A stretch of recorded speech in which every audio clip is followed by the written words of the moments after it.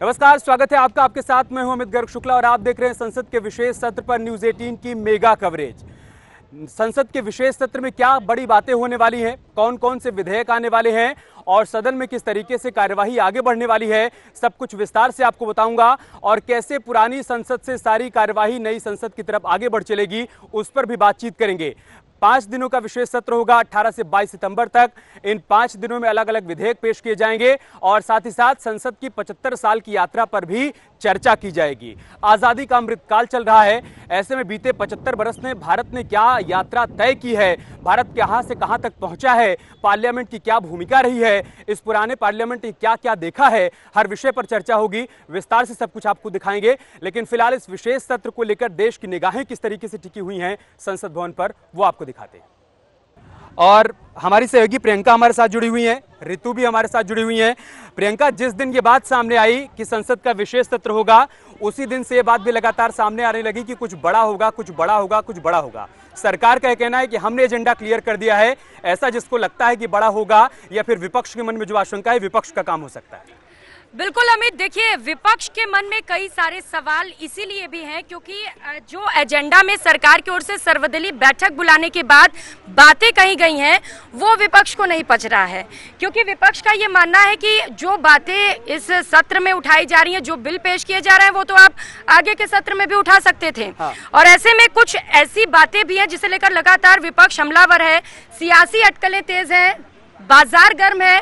वो बड़ी बात जो है वो है वन नेशन और वन इलेक्शन को लेकर, जिसे लेकर लगातार विपक्ष ये कहता आ रहा है। जिस तरीके से इंडिया अलायंस लगातार तेजी के साथ आगे बढ़ रहा है, इसे लेकर केंद्र सरकार ये राजनीति कर रही है, एक नई रणनीति सरकार की ओर से बनाई जा रही है और समय से पहले चुनाव कराए जा सकते हैं। और यही वजह है कि विपक्ष इसे लेकर लगातार हमलावर है। और अमित, कहा यह भी जा रहा है कि ये सत्र भी हंगामेदार हो सकता है क्योंकि विपक्ष की ओर से कई सारे ऐसे मुद्दे हैं जिन्हें लेकर विपक्ष हमलावर रहने वाला है। अब बात करें अगर मुद्दों की, तो सबसे बड़ा मुद्दा जो विपक्ष के सामने है वो है मणिपुर हिंसा, जिसे लेकर निश्चित तौर पर विपक्ष सदन में हंगामा कर सकता है। और इसके साथ साथ कई और मुद्दे भी विपक्ष के पास है, जैसे हम बात करें बेरोजगारी, और इसके साथ साथ बात करें महिला सुरक्षा से लेकर जो महिला आरक्षण बिल लाने की भी मांग विपक्ष की ओर से सर्वदलीय बैठक में की गई। इसे भी एक मुद्दा बनाने की कोशिश विपक्ष की ओर से की जा सकती है। ऐसे कई मुद्दे हैं प्रियंका। लेकिन ऋतु, जिस तरीके से सरकार ने विशेष सत्र बुलाया, उसके बाद इंडिया अलायंस की तरफ से बात कही जाने लगी कि इस विशेष सत्र का एजेंडा क्या है वो क्लियर किया जाए। क्या उनके बीच के जो हड़बड़ाहट है या यूं कहें कि जो ऊहापोह की स्थिति है वो इस बात को लेकर है कि एमपी में भी चुनाव है और वहां कहीं ऐसा ना हो कि सरकार की तरफ से वन नेशन वन इलेक्शन की दिशा में सरकार आगे बढ़ जाए या कुछ ऐसे बड़े ऐलान कर दिए जाए कि उससे उनकी तैयारियों को एक प्रकार से झटका लग जाए, इंडिया अलायंस की तैयारियों को, उसको लेकर ये घबराहट है क्या ऋतु? देखिए, घबराहट तो बहुत ज़्यादा है क्योंकि देखिए हमेशा मोदी सरप्राइज के लिए जाने जाते हैं, हमेशा सरप्राइज दे देते हैं। हम किसी की भी बात करें, कृषि बिल की हम बात करें, एयर स्ट्राइक की बात करें, सर्जिकल स्ट्राइक की बात करें, और तमाम तरह की ऐसी चीज़ें हैं जिसको लेकर के हमेशा चौंका देता है, चौंका दिया जाता है विपक्ष को। और अब भी ऐसा ही लग रहा है कि एंड मोमेंट पे विपक्ष के अंदर इसीलिए खलबली है कि कहीं ना कहीं एंड मोमेंट पे कुछ ऐसा होगा जिस वजह से बड़ी प्रॉब्लम में जो है विपक्ष आ सकता है। देखिए, लगातार जिस तरह से बिलों का जिक्र हम करें तो यहाँ पर महिला आरक्षण का मुद्दा शायद बहुत ज्यादा उठ सकता है। कल भी कांग्रेस की बैठक हुई थी, तो कांग्रेस की बैठक में साफ तौर से पर इस मुद्दे को उठाया गया था। तो अब ऐसा लग रहा है कि महिला आरक्षण का मुद्दा भी आज उठ सकता है, वन नेशन वन इलेक्शन का, और भी तमाम ऐसे मुद्दे रहेंगे जिस पर हंगामा देखने को हमें मिलेगा। खेमचंद जी, 1000 सवाल हैं, 1000 कयास हैं, लेकिन इन कयासों और सवालों का जवाब आप ही दे सकते हैं। इस विशेष सत्र में क्या विशेष? जय हिंद। देखिए, सत्र का जो एजेंडा है वो सरकार ने सबके सामने रख दिया है। कुछ लोग शंका कर रहे हैं क्योंकि उनके मन में चोर है। जिनके मन में चोर होता है वो हर बात पे शंका करते हैं। शंका करने की कोई जरूरत नहीं है। सत्र बुलाने का मतलब है हम देश के लिए कुछ करना चाहते हैं। आदरणीय प्राइम मिनिस्टर मोदी जी देश को मजबूत करना चाहते हैं। जो जरूरी बिल हैं, जो जरूरी कामकाज है, उसको निपटाना चाहते हैं। उसके साथ साथ 75 साल का जो एक यात्रा रही है, उस यात्रा के बारे में चर्चा रहेगी। सभी को मौका मिलेगा, सभी अपनी बात रख पाएंगे, सरकार भी अपनी बात रखेगी, विपक्ष भी उसमें अपनी बात रखेगा। और मेरे को उम्मीद है कि विपक्ष भी सकारात्मक रूप से सहयोग करेगा और 5 दिन भारत के लिए बहुत उपयोगी रहेंगे, सदुपयोगी रहेंगे। इसीलिए सरकार ने इस विशेष सत्र को बुलाया है कि 75 साल का जो अमृत काल है, हम उसमें कुछ अच्छा करके देश के सामने रखें। जो पीछे हुआ उसको भूलें और 5 दिन में हम ऐसा एग्जाम्पल सेट करें कि आने वाला समय सबको याद रखे। ठीक है, मनराज गुर्जर जी, एक राजनीतिक विश्लेषक के तौर पर आप क्या समझ पा रहे हैं? क्या पुरानी पार्लियामेंट की 75 बरस की जो यात्रा रही है, आज़ादी का अमृतकाल हम मना रहे हैं, इसलिए विशेष सत्र बुलाया गया है? क्योंकि विपक्ष का यह कहना है, खास तौर से इंडिया अलायंस का यह कहना है कि जिन बिलों की बात कही जा रही है सरकार की तरफ से, ये सारे बिल तो आने वाले मॉनसून सत्र में भी पेश किए जा सकते थे, उसमें भी चर्चा हो सकती थी। तो आप समझ पा रहे हैं क्या कि विपक्ष की आशंका क्यों और ज्यादा प्रबल होती जा रही है, या फिर इस विशेष सत्र में आपके हिसाब से क्या विशेष होने वाला है? देखिए अमित जी, लोकतंत्र के 75 वर्ष जब हमने पार्लियामेंट में पूरा किया और इस पार्लियामेंट के साथ जो भारतीय संसदीय लोकतंत्र की यादें जुड़ी हुई हैं, उन्होंने ऐतिहासिक तरीके से कल्याणकारी राज्य की संकल्पना को पूरा करने का पुरजोर प्रयास किया और हमने माननीय प्रधानमंत्री नरेंद्र मोदी जी के नेतृत्व में इसको भरपूर तरीके से देखा। लेकिन हमने हाल ही में G20 का एक सम्मेलन भी समिट भी पूरा किया, जिसका एक बहुत बड़ा पूरी दुनिया में बहुत ही तारीफ हुई भारत के प्रधानमंत्री की, भारत के नेतृत्व की। ऐसे में भारत के प्रधानमंत्री सरप्राइज प्राइम मिनिस्टर के तौर पर जाने जाते हैं और ऐसे में उन्होंने अचानक ये अनाउंस करते हैं, तो आपको पता है कि इंडिया गठबंधन के जो लोग लगातार अपनी राजनीतिक महत्वाकांक्षाओं के लिए सारे हितों को एक तरफ करके एकजुटता का जो बाना बना रहे हैं, एकजुटता जो दिखा रहे हैं, वह एकजुटता कितनी टिक पाएगी ये समय बताएगा। लेकिन जिस प्रकार से संसदीय सत्र के अनाउंस होने के साथ ही इनके मन में जो घबराहट आई, जिस प्रकार का डर और भय इनके अंदर पैदा हुआ, मुझे लगता है कि ये साफ तौर पर दिखाता है कि किस प्रकार से वह डरे हुए हैं। माननीय मनराज जी, अभी भी प्रहलाद जोशी की तरफ से कहा गया कि हमने अपना एजेंडा क्लियर कर दिया है और इससे पहले भी जानकारी दी गई कि हम अधिवक्ता संशोधन बिल लेकर आएंगे, प्रेस एंड रजिस्ट्रेशन बिल लेकर आएंगे, पोस्ट ऑफिस बिल लेकर आएंगे, मुख्य चुनाव आयुक्त और अन्य चुनाव आयुक्त बिल लेकर आएंगे।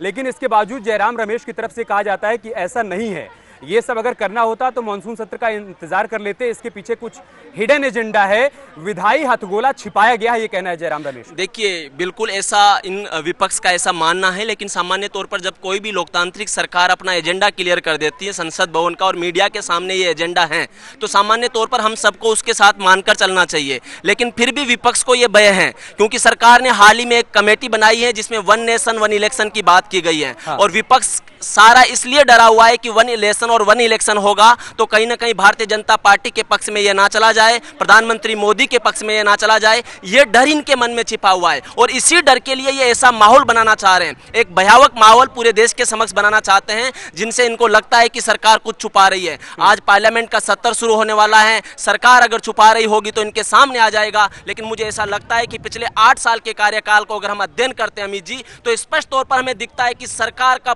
पूरा केंद्र जनता रही है, जनता के हित रहे हैं और जनता के हितों से परे कुछ नहीं रहा है। ये भय, ये डर उनको सता रहा है। प्रियंका, कल जिस तरीके से कांग्रेस वर्किंग कमेटी की बैठक के बाद ये सामने आई कि पूरा विपक्ष पुरजोर तरीके से महिला आरक्षण की बात को आगे रखने वाला है, तो सवाल ये खड़ा हो रहा है कि क्या पूरा इंडिया अलायंस महिला आरक्षण के मुद्दे पर एकजुट रह पाएगा क्या? क्योंकि पिछली बार जब ये बिल सदन के भीतर लाया गया था तो समाजवादी पार्टी, इसके अलावा लालू प्रसाद यादव की पार्टी ने इस बिल का पुरजोर तरीके से विरोध किया था, यहां तक कि उन्होंने यूपीए सरकार से उस वक्त अपना समर्थन भी वापस ले लिया था। तो सवाल ये खड़ा हो रहा है कि क्या पूरा विपक्ष इस पूरे मसले पर एकजुट है, या फिर ये मांग कांग्रेस पार्टी की तरफ से कही जा रही है, उनका कहना है कि हमारा एजेंडा था और हम भी आगे लेकर आ रहे हैं? क्या समझ पा रहे हैं? बड़ी बात है अमित, क्योंकि इस कार्यवाही में अगर देखा जाए तो सबसे महत्वपूर्ण ये देखना होगा कि क्या इंडिया अलायंस एक साथ एक मत और एक बातों पर खड़ी हो पाती है। हाँ। क्योंकि इससे पहले अगर हम देखें अमित, तो सबके अलग अलग मत हैं, अलग अलग पार्टी से छोटी छोटी पार्टियां एकजुट हुई हैं, ऐसे में उनके अपने अलग विचार हैं। हाँ। क्या इस कार्यवाही में सभी एक मत हो पाएंगे? क्योंकि अगर आप महिला आरक्षण की चूंकि बात कर रहे हैं तो इसे लेकर कुछ पार्टियां इंडिया अलायंस में ऐसी हैं जो इसके मत में हैं। वो सर्वदलीय बैठक में भी हमने देखा कि इसे लेकर मांग उठा रही थी और उनका कहना था कि महिला आरक्षण चूंकि लंबे वक्त से इसे लेकर मांग की जा रही है, इसका बिल भी इस सदन में रखना चाहिए। हाँ। लेकिन अब सवाल ये है कि क्या सभी इंडिया अलायंस में जो पार्टियां हैं वो एकजुट हो पाएंगी? ये देखना भी बड़ा दिलचस्प होगा। सही बात है, सही बात है। और रही बात भारतीय जनता पार्टी की, तो भारतीय जनता पार्टी शुरुआत से तो इसकी हिमायती रही है। हाँ। इसकी समर्थक रही कि हाँ, महिला आरक्षण होना चाहिए। हाँ। और पिछली बार जब यूपीए सरकार के कार्यकाल में बिल लाया गया था तब भारतीय जनता पार्टी की तरफ से कहा गया था कि हम विपक्ष में हैं लेकिन हम इस बिल का समर्थन कर रहे हैं। लेकिन ऋतु, क्या आप समझ पा रही कि यहाँ पर विपक्ष को इस बात का डर है कि कहीं ऐसा ना हो कि भारतीय जनता पार्टी महिला आरक्षण का बिल लेकर आए, उसे पास करा ले और इस पर वो अपना एडवांटेज ले जाए? इस वजह से मुखरता के साथ बिल लाने से पहले ही विपक्ष की तरफ से कहा जाने लगा है कि हमारी मांग है। बिल्कुल बिल्कुल एकदम सही कहा है अमित आपने। यहाँ पर विपक्ष को डर था कहीं ना कहीं कि महिला आरक्षण पर जो है बीजेपी बिल ना लाए, उससे पहले ही मीटिंग कर करके ऐसी मांग कर दी गई। हाँ। देखिए ये मांग अभी की नहीं है, सोनिया गांधी के समय की मांग है, जब कांग्रेस लगातार चाह रही थी कि ये विधेयक पास हो जाए, महिला आरक्षण मिले, पर तब कुछ कुछ छोटी छोटी पार्टियां जो है विरोध लगातार कर रही थी। पर अब जब सब एकजुट हो गए हैं तो ये भी हम मान सकते हैं कि जिस तरह से कल मांग की गई है कांग्रेस द्वारा, अगर वो जो पार्टियां इनके साथ हैं इंडी में, अगर वो सपोर्ट नहीं करेंगे तो फिर किस बात की एकजुटता, किस बात की पार्टी बनाना, किस बात का विपक्ष फिर। सही बात है। खेमचंद शर्मा जी, क्या विपक्ष को ये डर है कि कहीं ऐसा ना हो कि जैसा अभी तक आप करते आए हैं, आप सरप्राइज देते आए हैं, महिला आरक्षण के मसले पर भी सरकार सरप्राइज दे और ये बिल पास करवा ले, उसके बाद इसका एडवांटेज ले जाए, इस बात का डर है क्या विपक्ष के बीच में, जो लगातार उनकी तरफ से महिला आरक्षण को लेकर अब बयान सामने आने लगे हैं? देखिए, विपक्ष का जो प्लान मेरे को समझ में आता है वो है कि जो जरूरी बिल है उनको लटकाना है, भटकाना है और लोगों को कंफ्यूज करना है। हम सभी जानते हैं अगर कांग्रेस का मन होता, अगर उनकी प्रतिबद्धता होती तो लगभग 60 साल वो सत्ता में रहे, कब का वो महिला आरक्षण बिल को पास करवा सकते थे। उनका मन ही नहीं था, वो बहाना लिया कि भाई समाजवादी पार्टी विरोध कर रही है, लालू जी विरोध कर रहे हैं। अगर लालू जी और समाजवादी पार्टी की इनके सामने क्या औकात थी उस समय? ये चाहते तो बिल को पास करवा सकते, सिर्फ और सिर्फ इनको विशुद्ध राजनीति करनी है। रही भारतीय जनता पार्टी की बात, तो भारतीय जनता पार्टी ने 9 साल में महिलाओं को मजबूत किया है, सशक्त किया है, एम्पावर किया है और महिला इंक्लूसिव, वुमेन इंक्लूसिव डेवलपमेंट चल रहा है। हमने अपने ऑर्गेनाइजेशन में महिलाओं को एक जबरदस्त तरीके से स्थान दिया है और आदरणीय प्राइम मिनिस्टर मोदी जी ने खेमचंद जी, एक फैक्ट ये भी है कि अभी लोकसभा में 15% महिला सांसद हैं। अगर हम कुल सांसदों की बात करें तो राज्यसभा में 12.2% महिला सांसद हैं। अगर हम सभी राज्यों की बात कर लें तो कुल विधायकों की तुलना में सिर्फ 8% महिला विधायक हैं। बीते 9 बरस से आप सत्ता में हैं, कई सारे राज्यों में भी आपकी सरकार है, तो क्या अब ये माना जाए कि वो वक्त आ गया है कि भारतीय जनता पार्टी महिला आरक्षण की हिमायती रही है, ये बात रखती रही है और अब समय आ गया है कि इस पर फाइनल मुहर लगाई जाए? इस पार्लियामेंट में, इस विशेष सत्र में हमें उम्मीद करें कि ये हो जाएगा। देखिए, महिलाओं के प्रति हमेशा भारतीय जनता पार्टी प्रतिबद्ध रही है, उनको एम्पावर करने के लिए लगातार काम किया, उनको मजबूत करने के लिए लगातार काम किया। अब देखिए, माइनॉरिटी की जो महिलाएं, कितने सालों से उनको दबाया जा रहा था, कुचला जा रहा था, ट्रिपल तलाक के नाम पे उनको बहुत ज़्यादा परेशान किया जा रहा था। लाखों की संख्या में ऐसी हमारी बहनें थी जो दुखी थी, पीड़ित थी, उनके परिवार पीड़ित थे, उनको एम्पावर करने का काम ट्रिपल तलाक के माध्यम से, ट्रिपल तलाक को हटा के आदरणीय मोदी जी ने किया। आदरणीय मोदी जी ने जो प्रोफेशनल वर्किंग वुमेन है उनकी जो छुट्टियां हैं, जब डिलीवरी के बाद उनको डबल किया, पेड लीव को डबल किया, ताकि वो आराम से बच्चा और माता दोनों की दोनों उनको एक प्रॉपर समय मिल सके। ऐसे बहुत सारे स्टेप्स हैं जो माताओं को या बहनों को एम्पावर करने के लिए हमारी सरकार ने लिए। सुकन्या योजना जो हमारी बच्चों को मजबूत करती है, उनको फाइनेंशियल एक मदद देती है ताकि पेरेंट पे वो बोझ ना बने। बहुत सारी योजनाएं मैं आपको गिना सकता हूं। तो महिला ओरिएंटेड हम लोग डेवलपमेंट कर रहे हैं और हमारे ऑर्गेनाइजेशन में हमारे आदरणीय प्राइम मिनिस्टर मोदी जी के नेतृत्व में और निर्देश में हमारे अध्यक्ष नड्डा जी ने अपने ऑर्गेनाइजेशन में विशेष तौर पे महिलाओं को बड़े बड़े कुछ हुआ मनराज जी, लेकिन इसके बावजूद विधायिका में आधी आबादी को पूरा अधिकार नहीं मिल पाया। 30 सेकंड लूंगा मनराज जी, ठीक है, अब मैं आऊंगा फिर से आऊंगा आपके पास। इस मिनिस्ट्री में बड़े बड़े पद महिलाओं के पास हैं। आप देखेंगे इससे पहले शायद इतने बड़े पद महिलाओं के पास किसी भी मिनिस्ट्री में नहीं थे। ठीक है मनराज जी, जो मैं कह रहा था कि सब कुछ हुआ लेकिन पुरानी पार्लियामेंट में आधी आबादी को पूरा अधिकार नहीं मिल पाया। क्या आप ये भरोसा रखे आधी आबादी कि नई पार्लियामेंट में तस्वीर बदल जाएगी, आधी आबादी को पूरा हक मिलेगा? मनराज जी आपको आवाज मिल पा रही? अच्छा, मनराज जी नहीं है, अनूप हमारे साथ जुड़ गए हैं। अनूप जी, मैं आपसे चर्चा को आगे बढ़ाऊंगा, लेकिन उससे पहले जो बड़ी जानकारी सामने आई थी एक बार फिर से दर्शकों को बता दें। बड़ी खबर है कि 11 बजे प्रधानमंत्री मोदी सदन में अपनी बात रख सकते हैं। आज संसद के विशेष सत्र की शुरुआत के दौरान प्रधानमंत्री मोदी सबसे पहले अपनी बात सदन के भीतर रखेंगे। अनूप जी, क्या बड़ी बात हो सकती है प्रधानमंत्री मोदी के संबोधन में? देखिए अमित, आपको बता दूं कि थोड़ी ही देर के बाद प्रधानमंत्री नरेंद्र मोदी संसद भवन पहुंच जाएंगे और उसके बाद वो मीडिया से मुखातिब होंगे और जाहिर सी बात है कि जब मीडिया से मुखातिब होंगे तो वो विपक्ष से भी अपील करेंगे। चूंकि ये संसद का विशेष सत्र है, ऐसे में विपक्ष जो है वो पूरी तरह से सरकार का साथ दे, एक कंस्ट्रक्टिव चर्चा में भाग ले, क्योंकि देखिए विपक्ष के तेवर कड़े हैं। हाँ। जिस तरीके से कल अमित सर्वदलीय बैठक हुई थी, विपक्ष के तरफ से कई तरह की मांगे उठाई गई, फिर से वही राग अपनाया गया कि मणिपुर में जिस तरीके की हिंसा हुई है उस पर जो है सरकार चर्चा कराए। लेकिन देखिए चर्चा का प्लेटफॉर्म अलग होता है, ये विशेष सत्र है। ऐसे में सरकार चाहती है कि संसदीय इतिहास के 75 साल यानी कि जो अमृत काल मनाया जा रहा है उस पर जो है वो चर्चा हो। तो जाहिर सी बात है प्रधानमंत्री की तरफ से वो अपील की जाएगी। और इसी उसके पर मैं एक बाद सवाल जोड़ रहा हूं अनूप जी, जब 75 साल की बात होगी, जब पार्लियामेंट की 75 साल की यात्रा की बात होगी, जब आज़ादी के अमृत काल की बात होगी, तो बात इमरजेंसी की भी होगी, बात आपातकाल की भी होगी, बात आज़ादी के सूर्योदय की भी होगी और बात पार्लियामेंट पर हुए अटैक की भी होगी। तो क्या इस मसले पर, अगर इमरजेंसी के मसले पर बीजेपी की तरफ से बात रखी जाती है, प्रधानमंत्री मोदी की तरफ से बात रखी जाती है, तो पूरे विपक्ष के लिए आसान हो पाएगा क्या इस बात का जवाब दे पाना सदन के भीतर? बिल्कुल, देखिए अमित, आपने वाजिब सवाल किया, क्योंकि अगर संसदीय इतिहास में अगर उसके इतिहास के बारे में चर्चा होगी संविधान सभा से लेकर अब तक, तो उस काले अध्याय पर जरूर सत्ता पक्ष की तरफ से चर्चा की जाएगी। और सबसे रेलेवेंट इसलिए है ये मुद्दा क्योंकि देखिए जो इंडिया अलायंस का गठन हुआ है उसमें कांग्रेस का साथ कौन कौन सी पार्टियां कर रही है, आपको ये देखना होगा। उस इंडिया अलायंस में आरजेडी है, उस इंडिया अलायंस में जेडीयू है, उस इंडिया अलायंस में समाजवादी पार्टी है। हाँ। और आपको ध्यान देने वाली बात होगी कि ये सारी राजनीतिक पार्टियां इमरजेंसी की उपज की पार्टियां हैं, यानी कि कहीं ना कहीं कांग्रेस के वक्त में ये सताई हुई पार्टियां हैं और कांग्रेस के वो जो इमरजेंसी लगाई गई थी उसके बाद से उपजी हुई पार्टियां हैं।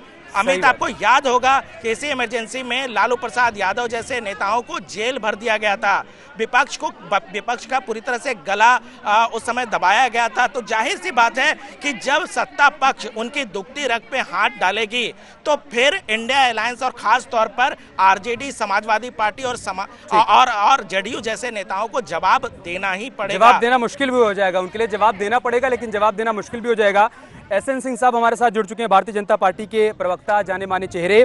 सिंह साहब, मैं आपसे चर्चा की शुरुआत करूं उससे पहले दर्शकों को बता दूं कि अब सिर्फ आधे घंटे का समय रह गया है विशेष सत्र की कार्यवाही शुरू होने में, और अब से 5 मिनट बाद प्रधानमंत्री मोदी पहुंच सकते हैं, क्योंकि तय कार्यक्रम के मुताबिक 10:30 बजे प्रधानमंत्री मोदी को पार्लियामेंट की पुरानी इमारत के पास पहुंचना है। वहां पर वो मीडिया से बातचीत भी करेंगे। उस दौरान भी देखना होगा कि प्रधानमंत्री मोदी अपनी बातों में क्या कुछ रखते हैं, और जब विशेष सत्र को संबोधित करेंगे तब उनकी बातों में क्या बड़ी बातें होंगी, वो भी देखने और सुनने वाली बात होगी। सिंह साहब, लेकिन जिस बात का जिक्र अनूप जी पर कर रहे थे कि जब 75 बरस की यात्रा की बात होगी तब आपातकाल की काली रात की बात भी होगी, और जब उसकी बात होगी तो पूरे विपक्ष को जवाब देना भी होगा, क्योंकि तमाम विपक्षी दलों का उदय उसी इमरजेंसी के दौरान हुआ था जो आज इंडिया अलायंस का हिस्सा है। आपको लग रहा है कि उनके लिए आसान हो पाएगा इसको फेस कर पाना? देखिए, निश्चित तौर पे संसद में बहुत सारी बातें उठेंगी। 75 साल में संसद की एक लंबी यात्रा, हमने विकास के कार्य किए, हमने जो सार्थक कार्य देश के विकास में भागीदार बने हैं उसकी भी चर्चा करेंगे। और भारतीय जनता पार्टी की सरकार ये संसद का सत्र बुलाई है भाई, ये वो सत्र नहीं है जो विपक्षियों के द्वारा 77 में बुलाया जाता है, 91 में बुलाया जाता है, राष्ट्रपति शासन को बढ़ाने के लिए बुलाया जाता है। भारतीय जनता पार्टी की सरकार में विशेष सत्र अगर 2 बार बुलाया जाता है तो बाबा साहब अम्बेडकर की जयंती के लिए बुलाया जाता है और 1 बार जीएसटी में संशोधन के लिए बुलाया जाता है। तो जब एक विकासवादी सरकार होती है तो विकास के एजेंडे को लेकर आती है, और आदरणीय प्रधानमंत्री जी जो राष्ट्रवाद और विकासवाद के मुद्दे को लेकर चल रहे हैं, तो मैं निश्चित तौर पे आपको कहूंगा बहुत सारे मुद्दों पे चर्चा तो होगा ही, लेकिन विकास पे चर्चा निकलने वाला है। आप देखिए, ये आप तस्वीरें देख पा रहे हैं, ये पीएम के फ्लीट की गाड़ियां यहां से जाने लगी हैं। तय समय के मुताबिक ही 10:30 बजे प्रधानमंत्री मोदी को पहुंचना है पार्लियामेंट, और आप देखिए ये फ्लीट जाने लगी है। किसी भी वक्त प्रधानमंत्री मोदी यहां से गुजर सकते हैं। न्यूज़ 18 आपको वो तस्वीर भी दिखाएगा, और साथ ही साथ प्रधानमंत्री मोदी जब पार्लियामेंट की कार्यवाही शुरू होने से पहले सदन के बाहर जब मीडिया से मुखातिब होंगे उस दौरान वो क्या कहेंगे वो भी हम आपको दिखाएंगे, और विशेष सत्र को संबोधित करते हुए प्रधानमंत्री मोदी की बातों में जिन बातों का जिक्र होगा वो भी आप देख पाएंगे, सुन पाएंगे न्यूज़ 18 पर। सिंह साहब, अपनी बात पूरी करिए आप। मैं कह रहा हूं ये वो सरकार नहीं है जो राष्ट्रपति शासन लगाने के लिए 77 में विशेष सत्र बुलाती है, 91 में विशेष सत्र बुलाती है। ये राष्ट्रवादी सरकार है, विकासवादी सरकार है। हम विकास के एजेंडे को लेकर चल रहे हैं, हम सबके साथ सबके विकास की बात करते हैं। आज सत्ता पक्ष हो विपक्ष हो, वो सबका बुनियादी मुद्दा तो यही है कि राष्ट्र का विकास हो, राष्ट्र में समृद्धि आए। तो निश्चित तौर पे ये जो सत्र आयोजित किया गया है वो इसीलिए किया गया कि हमने 75 साल में क्या पाया और भी किन योजनाओं को लेकर आए कि आगे आने वाले समय में प्रधानमंत्री जी का जो विकसित भारत का सपना है उसको पूरा किया जाए और सभी से सार्थक चर्चा होगी, तभी तो हम आगे बढ़ेंगे। तो निश्चित तौर पे आप देखेंगे कि भारतीय जनता पार्टी की सरकार के द्वारा जो विशेष सत्र ले आया गया है वो निश्चित तौर पे एक विकासवादी सोच के द्वारा ले आया गया है। आपको अभी थोड़े देर तक लग रहा है कि पता नहीं क्या होगा, चूंकि मुद्दाहीन नेताविहीन विपक्ष को कॉमन सवाल है सिंह साहब, जो आम जनमानस के मन में है। जिस दिन से बात सामने आई कि संसद का विशेष सत्र बुलाया जा रहा है 18 से 22 सितंबर के बीच में, उसी दिन से हर किसी की जुबान पर एक बात रही कि कुछ बड़ा होगा, जैसा कि प्रधानमंत्री मोदी अपने फैसलों से बड़ा करते आए हैं, लोगों को चौंकाते आए हैं। क्या उस बड़े की जानकारी है क्या आपको? देखिए अमित जी, प्रधानमंत्री जी ने आज तक जो कुछ भी किया है उसका भी रिकॉर्ड देख लीजिए। वो सब कुछ देश के भले के लिए किया है, वो सब कुछ जनता के लिए किया है। तो अगर कुछ अच्छा आता है तो उसका स्वागत होना चाहिए। लेकिन नेता विहीन ऐसा विपक्ष जो दिशा विहीन है, जिसके जो आधार विहीन है, मुद्दा विहीन है, उसको भय क्यों लग रहा है? मैं चुनौती देकर कह रहा हूं कि इनके समय में जो राष्ट्रपति शासन ले आने के लिए विशेष सत्र बुलाए जाते थे वो नहीं होगा। निश्चित तौर पे विकास के कार्यों के लिए विशेष सत्र बुलाया गया और विकास के कार्यों की योजनाएं बनेंगी, चर्चा होगी, सबको साथ लेकर चर्चा होगी। हम अकेले चर्चा तो कर नहीं रहे। सत्र इसीलिए बुलाया गया कि हम आपको भागीदार बना के देश को विकसित भारत बनाने के लिए जो रेखा खींचा जा रहा है उसमें आप भी साझेदार बने और भागीदार बने। प्रियंका, राजस्थान में चुनाव है आने वाले दिनों में और वहां पर भारतीय जनता पार्टी की तैयारियां चल रही हैं। लगातार बड़े नेता जा रहे हैं, पब्लिक के बीच में संबोधित भी कर रहे हैं और बीते 9 बरस की उपलब्धियों का जिक्र भी कर रहे हैं। क्या इस विशेष सत्र के दौरान संसद से भी कुछ ऐसा संदेश जा सकता है कि अगर राजस्थान में हमारी सरकार बन जाती है, डबल इंजन की सरकार एक बार फिर से राजस्थान में आ जाती है, तो किस तरीके से वहां पर विकास होगा? क्या उसका भी जिक्र यहां पर हो सकता है क्या? बिल्कुल अमित, देखिए इन तमाम बातों को लेकर भी जिक्र किया जा सकता है, क्योंकि विपक्ष को डर असल में इसी बात का सता रहा है। लोकसभा चुनाव से पहले 5 राज्यों में विधानसभा चुनाव होने वाले हैं और विपक्ष का ये मानना है कि इन राज्यों को भी साधने की कोशिश इस कार्यवाही के दौरान की जा सकती है और कई सारे ऐसे मुद्दे भी उठाए जा सकते हैं जिन्हें लेकर ये हो सकता है कि सरकार कुछ ऐसी बातें रख दे, कुछ ऐसे वादे कर दे जिन्हें लेकर लोग उनको वोट दे दे।